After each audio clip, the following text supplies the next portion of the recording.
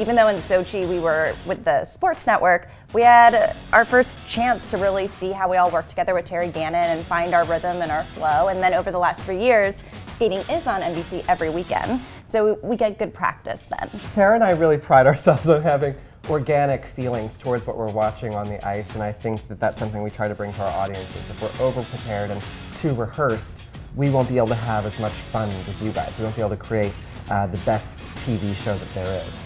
To feel like finally at 30 years old, sort of having a second career, I was an athlete, always will be an athlete, but now this is really my life, to finally feel that I was at home and I knew that this is what I was meant to do for the rest of my life, and just felt very special and grateful that I had you by my side. And I was very thankful that I had Ms. Lipinski by my side. I'm very excited for Nathan Chen in the men's event. He is this little firecracker who is doing 5 and 6 quads in a program, and he's so talented, and we've sort of seen him grow over the last few years. I mean, I remember him when he was a little boy skating in the novice men's event, and now he is one of the best in the world and vying for that podium. She's actually been predicting Nathan Chen for 2 years now that he's going to win the Olympics. Over the last few years, though, there's been a dominant female Russian, and her name is Yevgenia Medvedeva, and she is unbeatable almost. So she's by far the favorite, but her training mate, Alina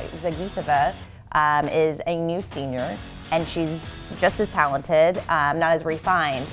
But there's a rivalry that's growing there, and it's exciting to watch. It's definitely pushing them to be even better than they are. Looking at the ice dance, there's a very interesting battle between Tessa Virtue and Scott Moir from Canada and Gabrielle Papadakis, Guillaume Cizeron from France. Both training in the same rink, under the same roof, same coaches, completely different styles and completely different ways of approaching competition, but the ice dance is really going to be entertaining. In the ladies' event, you would want to see a triple-triple, and then in the men's event, it's all about the quads.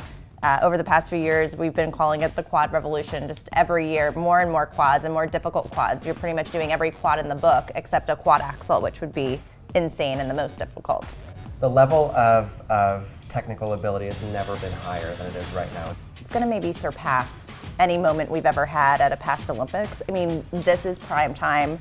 We're going to need options. We're going to need changes.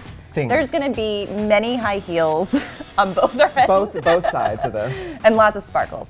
We've been accused of many things in our lifetimes, but being light packers has never been one. No.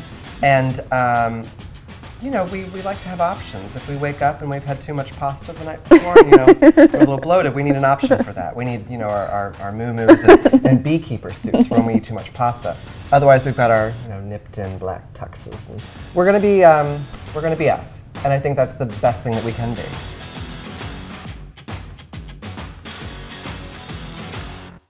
I think the best practice for us preparing for our new role as Olympic primetime commentators would be 3 years of practice. Seriousness. As we did for Sochi, we have the best time. Yeah. Don't look at me. Okay. What is happening? What? Okay, I just need to.